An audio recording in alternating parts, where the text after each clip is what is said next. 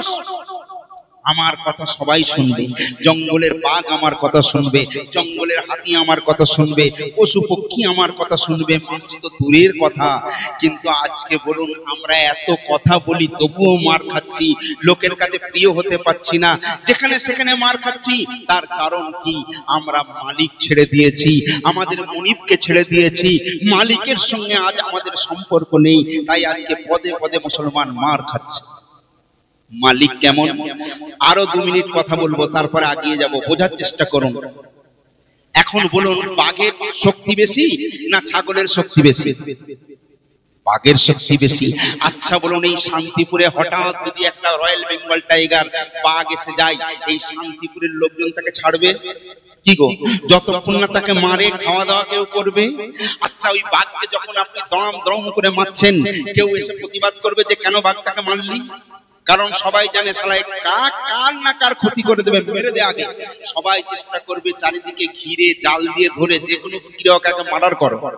কেউ বকবে, কেউ বলবে, কেউ বাধা দেবে, কিন্তু তার তো অনেক পাওয়ার, তার বাধা দেবার কেউ নেই, কারণ বাঘের কোনো মালিক নেই। কিন্তু একটা ছোট্ট ছাগল, জব্বারদের এখন ছাগল আছে, ওই ছাগলটাকে আপনি মারতে পারবেন? জব্বার এখন একটা ছাগল পুষেছে, জব্বার ছাগলটাকে বলছে, এই শোন, তুই কখনোই গফফারদের তুমি পুঁইশাক গাছ খেতে যাও না, একদম খেতে যাবে না। ছাগল মাথা নেড়ে একদম যাব না। আর যেই ছেড়ে দেবে সে গিয়েই গাছ খাবে, কারণ ছাগল জানে যতবার আমার মালিক ছাড়বে আমি ততবার যে গাছ খাবো, আর আমার মালিক বারবার আমাকে ছাড়িয়ে নিয়ে আসবে। মালিক গিয়ে বলবে, ভাই এ তো অবলা জন্তু, এর কোনো জ্ঞান আছে, একে ছেড়ে দাও, যা বলার আমাকে বলো। ছাগলকে কেউ বলে না, মালিককেই বলে। মালিক মার খায়, তারপরেও ছাগলকে ছাড়িয়ে নিয়ে আসে। ছাগলের শক্তি কম হলেও ছাগলের কোনো ভয় নাই, কারণ ছাগল জানে আমার মালিক আছে। আপনার কি আছে? আপনি যে এত গরিব, আপনি খেতে পাচ্ছেন না, কষ্টের মধ্যে রয়েছেন, একটা সাইকেল কেনারও ক্ষমতা নেই। কারণটা কি? কারণ নিজের মনকে জিজ্ঞেস করুন, উত্তর পেয়ে যাবেন। আপনার মালিকের সঙ্গে তো আপনার সম্পর্ক আছে, তো সম্পর্ক আছে নেই, তাহলে কি করে বাঁচাবে আপনার মালিক? আজকে বলুন, আমার ছেলেকে যদি কেউ ধরে মেরে মারে, আমি এখানে জলসা করছি, এখানে থাকবো? আমি তো শুনেই ছুটবো, তাই না? কারণ আমার ছেলেকে মারছে, আমি আগে গিয়ে প্রতিবাদ করব, আমার ছেলেকে কি জন্য মারলে, কারণ সেটা আমার ছেলে। কিন্তু দেখা গেল অন্য কাউকে মারছে, আমি শুনলাম কে না অমুক জায়গার অমুককে মারছে, আমি সেখানে প্রতিবাদ করব না, কারণ তার সঙ্গে আমার কোনো সম্পর্ক নেই। কিন্তু নিজের ছেলেকে মারলে আমি ছুটে যাব, যাব না? যাব না। আল্লাহ বলছেন, বান্দারে আমি তোকে আশরাফুল মাখলুকাতের শ্রেষ্ঠ করে সৃষ্টি করেছি, আমি দুনিয়ার জমিনে তোকে আশরাফুল মাখলুকাতের শ্রেষ্ঠ, সুন্দর থেকে সুন্দরতম করে সৃষ্টি করেছি, তুই আমার হয়ে যা, আমি তোর হয়ে যাব। আমরা তো আল্লাহর হতে পারি না ভাই। আল্লাহর হতে গেলে এমনি এমনি তো হওয়া যায় না, প্রত্যেক জিনিসের একটা বিনিময় লাগে। বিনিময় লাগে না? প্রত্যেকটা জিনিস, আপনি কোন জিনিস কিনতে গেলে আপনার কাছে পয়সা থাকতে হবে, তবে দোকানদার আপনাকে মাল দেবে। যদি পয়সা না থাকে, দোকানদার কি আপনাকে মাল দেবে? দেবে না।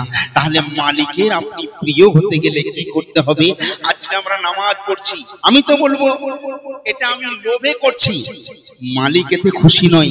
আমি রোজা রাখছি, মালিক এতে খুশি হচ্ছে না। আমি যাকাত দিচ্ছি, মালিক এতে খুশি হচ্ছে না। কেন? মালিক বলছে, আমি বুঝেছি, তুই নামাজ পড়ছিস তোর স্বার্থের জন্য, তুই রোজা রাখছিস তোর স্বার্থের জন্য, তুই নামাজ পড়ছিস কি জন্য? জান্নাতের লোভে। রোজা রাখছিস জান্নাতের লোভে, যাকাত দিচ্ছিস জান্নাতের লোভে। কিন্তু একবারও ভাবলি না এই জান্নাতের মালিক কে? আল্লাহ। আল্লাহ যাকে দয়া করবে, করুণা করবে, আল্লাহ বলছে আমি শুধু বলবো তার হয়ে যাবে। জোরে বলুন না সুবহানাল্লাহ। তাহলে সেই মালিকের গোলামি কি করে করবেন? সম্পর্ক কি করে করবেন? প্রত্যেকটা দিন যখন আরামের বিছানায় ঘুমাতে যাবেন, একটুখানি আপনার মালিককে স্মরণ করুন। সকাল থেকে কতগুলো গুনাহ করেছেন, কতগুলো নেকি করেছেন, নিজের মনকে জিজ্ঞেস করুন। মন পটপট করে উত্তর দিয়ে দেবে, তুই সকাল থেকে এতক্ষণ পর্যন্ত এত গুনাহ করেছিস, এত ভুল করেছিস, এর মধ্যে একটা ভালো কাজ করেছিস। আপনার মন বলে দেবে। আপনি মালিকের দরবারে দোয়া দরুদ, আপনি কেরাত, সূরা যা জানেন আপনি কিছু নজরানা পাঠিয়ে আপনার মালিকের সঙ্গে কথা বলুন, মালিক আমার রুজি রোজগারে বরকত দাও, মালিক আমার জানকে ভালো রেখো, মালিক আমার বালা মুসিবতকে দূর করে দাও। রোজ আপনার মালিককে বলতে থাকুন, রোজ আপনার মালিকের সঙ্গে কথা বলতে থাকুন। মালিক একদিন শুনবে না, মালিক দুদিন শুনবে না, মালিক 3 দিন শুনবে না, 4 দিনের মাথায় বলবে ও হো হো হো কি ব্যাপার, তুই বল বল বল, আমি শুনবো শুনবো। শুনবে না?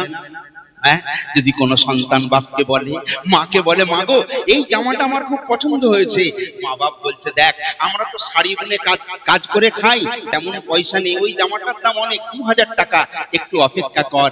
আবার ছেলে গিয়ে বলছে মা গো ওই জামাটা আমার চাই, আব্বা ওই জামাটা আমার চাই।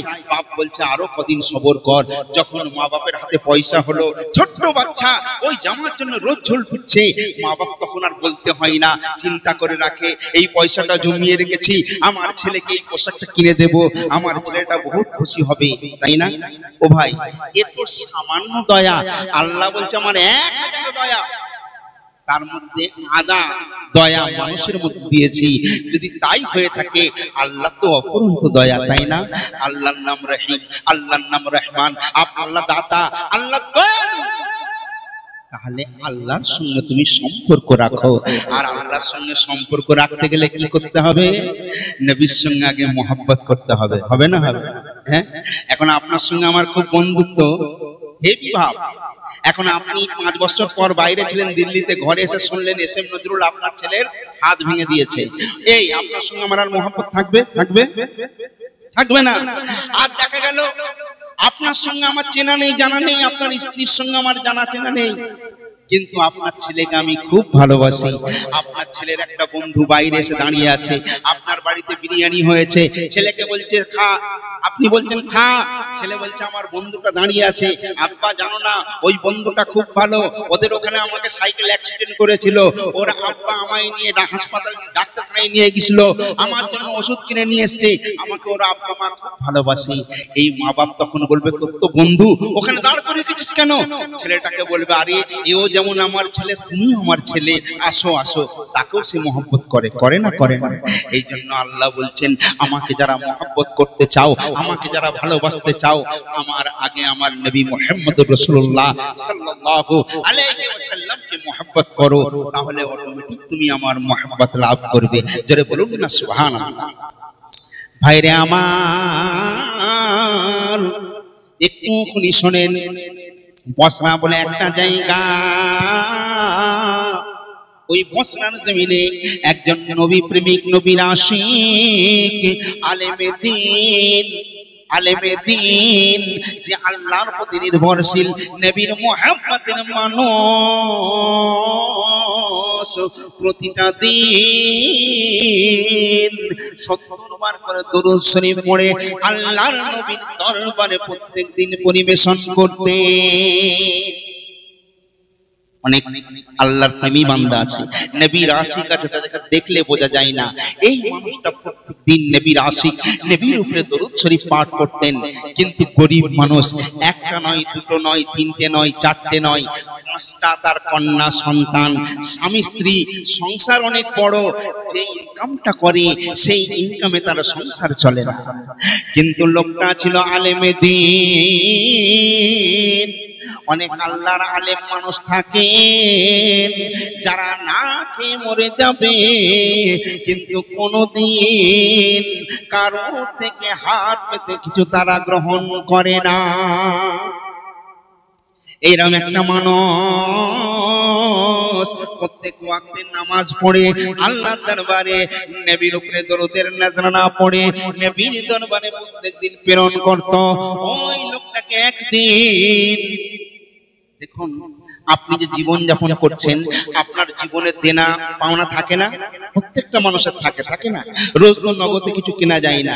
আপনি যে দোকান থেকে বাজার করেন, একদিন গিয়ে বললেন ভাই আজকে আমার বাড়িতে মেহমান এসেছে, রোজ তো খাই, আমাকে 200 টাকার মাল ধার দাও, দোকানদার দেবে না?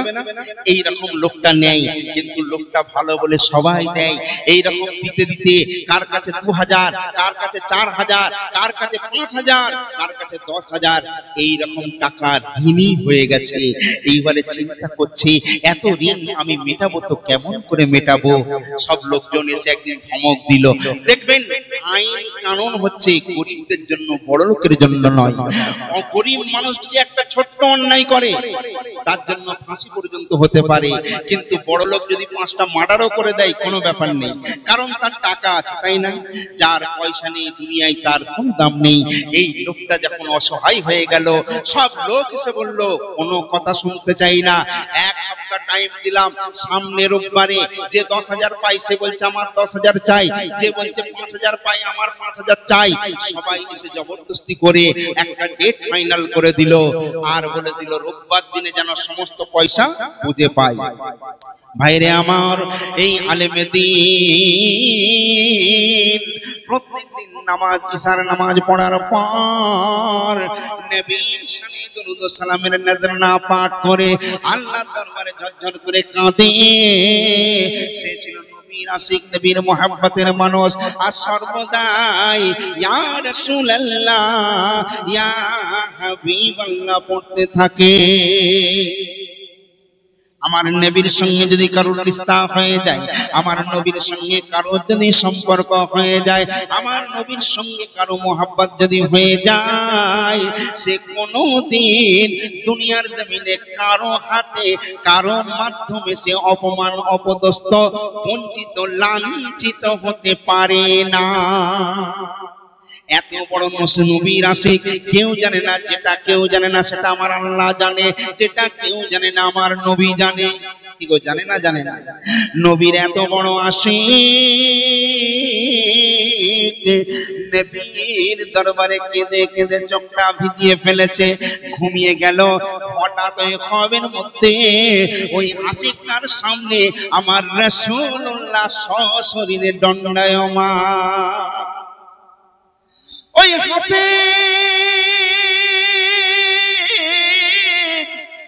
জলদি জলদি দাঁড়িয়ে গিয়ে বলে ইয়া রাসূলুল্লাহ ইয়া হাবিবাল্লাহ হুজুর। কারণ দুনিয়ার জমিনে ইবলিস শয়তানকে এত পাওয়ার দেয়া হয়েছে, ইবলিস শয়তান প্রত্যেকটা নবী, ওলি আল্লাহ, গাউস, কুতুব, আবদাল, ফকির, দরবেশ, যার ইচ্ছা সে মনে করে তারই রূপ ধারণ করতে পারে, কিন্তু ইবলিস শয়তান একমাত্র আমার রাসূলুল্লাহর রূপ কোনদিন ধারণ করতে পারে না। আল্লাহর রাসূল যখন সামনাসামনি দণ্ডায়মান হয়ে গেলেন, এইবারে ওই হাফেজটা বলছে হুজুর আজ আশিকের কান্না শুনতে পেয়েছেন হুজুর, আজ তাই আপনি ছুটে এসেছেন। আল্লাহর রাসূল বলছে আমি সব জানি, সব জানি, এমন করে কান্নাকাটি করে কোনো লাভ নেই। তুমি এক কাজ করো, অমুক দেশে চলে যাও, কালকে সকাল সকাল রওনা হয়ে যাও। ওইখানে একটা বাদশা আছে, ওই বাদশার দরবারে গিয়ে ওই বাদশার সঙ্গে সশরীরে দেখা করবে, সাক্ষাৎ করবে, আর তাকে বলবে আমি রাসূলুল্লাহ তোমাকে পাঠিয়েছি। ওই হাফেজ বলছে হুজুর আমি যদি এখন কাউকে গিয়ে বলি যে আল্লাহর রাসূল আমায় পাঠিয়েছেন, পৃথিবীর কোনো মানুষ কি কেউ বিশ্বাস করবে? কারণ তার তো কোনো প্রমাণ নেই, কোনো দলিল নেই, আমি কেমন করে বলবো এবং কেন সে বিশ্বাস করবে? আল্লাহর রাসূল বলতেন ঠিক বলেছ, যাও যাও যাও, তাকে গিয়ে একটা খবর দেবে বাদশা আল্লাহর রাসূল তোমার উপরে একটু নারাজ আছে। কেন কেন? বাদশা যখন বলবে কেন, তুমি বলবে বাদশা আপনি প্রত্যেকটা দিন রাতের ঘুমের মধ্যে যখন যেতেন, বিছানায় যখন যেতেন, আপনি প্রতি রাত 2000 বার করে দরুদ শরীফ পড়ে আল্লাহর নবীর দরবারে পাঠাতেন। আজকে 2 দিন আপনি পাঠাননি কেন? এই জন্য রাসূলুল্লাহ আপনার উপরে একটু নারাজ হয়ে রয়েছে। হাফেজের ঘুমটা ভেঙে গেল, সকাল হয়ে গেল। এইবারে ফজরের নামাজ পড়ে রওনা দিয়ে দিয়েছে। এইবারে ছুটে ছুটে ছুটে ছুটে যাচ্ছে। যখন রাজ দরবারের কাছাকাছি পৌঁছে গেল, রাজ দরবারে বহু পাহারাদার ছিল। তারা ধরে বলল ভাই হাফেজ সাহেব তুমি এমন করে কোথায় যাও? দেখবেন যারা আল্লাহর হাফেজ, যাদের সিনাতে আল্লাহর কোরআন আছে, তাদের আল্লাহ একটা আলাদা সম্মান দিয়েছে, তাই না? এখন আপনার গ্রামে যদি কোনো একটা লেবাসধারী বড় যদি পাঞ্জাবি জুব্বা পরে একজন কোনো আলেমে দ্বীন আসে, আপনি তাকে ইজ্জত করবেন না করবেন না? অবশ্যই করবেন। এটা আল্লাহ দেওয়া দান। এই হাফেজকে কেউ কিছু বলতে পারেনি। এই হাফেজ বলতে, ভাইজান আমাকে বাধা দেবেন না, বাধা দেবেন না, আমি তাড়াতাড়ি করছি। ওই বাদশা জাহাপানার সঙ্গে একবার সশরীরে সাক্ষাৎ করতে চাই। লোকজন বলছে বাদশার সঙ্গে সাক্ষাৎ করতে গেলে অনেক কিছু চিঠি পত্রের প্রয়োজন আছে, এখানে সই সামন্তের প্রয়োজন আছে। ওই হাফেজ বলছে আমার কোনো সময় নেই, জলদি জলদি বাদশার দরবারে যেতে চাই, দয়া করে একবার নিয়ে চলুন। লোকজন ওই হাফেজের উপরে কোনো কথা বলতে পারে না, হাফেজকে সঙ্গে নিয়ে চলে গেলেন বাদশার দরবারে। বাদশা তখন নামাজ শেষ করে বসে আছেন, তিলাওয়াতে কালাম আল্লাহর কোরআনে পাক পাঠ করে তাসবিহ তাহলিল করছেন। এমন সময় হাফেজটা ঢুকে গিয়ে সালাম দেয়। বাদশা বলছে, কে? তোমাকে তো এর আগে কোনোদিন চিনি না, তুমি অচেনা অজানা লোক, এখানে হঠাৎ কি ব্যাপার? তখন ওই লোকটা বলছে, হুজুর বিশেষ উদ্দেশ্যে আপনার কাছে এসেছি। আমি একজন দুনিয়াদার মানুষ, আমার এত ধার দেনা হয়ে গেছে, কেউ 10,000 পাবে, কেউ 5,000 পাবে, কেউ 15,000 পাবে, অনেক টাকা দেনা হয়ে গেছে। সমস্ত দেনাদাররা আমাকে বলেছে সামনে রোববারের মধ্যে যদি আমি টাকা পরিশোধ না করতে পারি আমার ঘর দর ভেঙে দেবে, আমার বিবি বাচ্চাকে মারধর করবে। এই জন্য হুজুর আপনার কাছে এসেছি, আমার ঋণগুলো আপনি পরিশোধ করে দিন। আচ্ছা, বাদশা খুশি হবেন না রেগে যাবেন? বলে, তুমি তো আচ্ছা মানুষ ভাই, তুমি কে তোমাকে জানি না চিনি না, তুমি কোথা কি দেনা পাওনা করেছো, কার থেকে কি টাকা নিয়েছো না নিয়েছো, তুমি আমার কাছে এসছো কেন? তুমি কি আমার কাছে জমা রেখে গেছো? কে তুমি এসে বলছো খামাখা? এখন আমার কাছে যদি কেউ এসে বলে, নজরুল সাহেব এক কাজ করুন, আমার বাড়ি না সেই কৃষ্ণনগরে, আমি ওখান থেকে এসেছি, আমার অনেক টাকা ধার দেনা হয়ে গেছে, আপনি তাড়াতাড়ি আমার দেনাগুলো পরিশোধ করে দিন, আমি কি তাকে দেবো? আমি বললাম, তুমি কি পাগল না কি ভাই? খামাখা এসে বলছো পয়সা করি, কেন আমি দেবো, কি জন্য দেবো? সেই হাফেজ তখন বলছে, হাফেজকে জিজ্ঞেস করছে, তোমার তো সাহস অনেক, তুমি যে এসে আমাকে বলছো তোমার সঙ্গে আমার কি সম্পর্ক আছে, আর তাছাড়া কে তোমাকে পাঠালো? ওই হাফেজ তখন বলছে, জাহাপানা আমায় কে পাঠিয়েছে শুনুন, দুনিয়ার জমিনের কোন মানুষ পাঠাই না, আমাকে আল্লাহর রাসূল দু জাহানের বাদশা পাঠিয়েছে। বাদশা চমকে উঠলো, তুমি কি আমার সঙ্গে আর কি করছো? তুমি কি আমার সঙ্গে রহস্য করছো? আল্লাহর রাসূল কেমন করে তোমায় পাঠাবে? এটা আমি বিশ্বাস করি না। কি এমন প্রমাণ আছে রাসূলুল্লাহ তোমাকে আমার দরবারে পাঠিয়েছে? তখন সেই হাফেজ বলতে, হুজুর আমাকে রাসূলুল্লাহ আপনার দরবারে পাঠিয়েছেন, শুধু তাই নয় আরো একটা কথা বলে দিয়েছেন, আপনি প্রত্যেকটা দিন আমার নবীর দরবারে দুনিয়ার জমিনের কেউ জানে না, আপনার ছেলে জানে না, মেয়ে জানে না, বিবি বাচ্চা কেউ জানে না, আপনি গোপনে একটা আমল করেন, সেটা হলো 2000 বার করে দরুদ শরীফ পড়ে আমার রাসূলুল্লাহ দরবারে আপনি প্রত্যেক দিন পাঠান।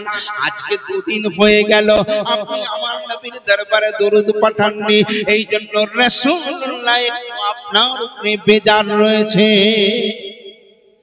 এমন কথা শোনার পর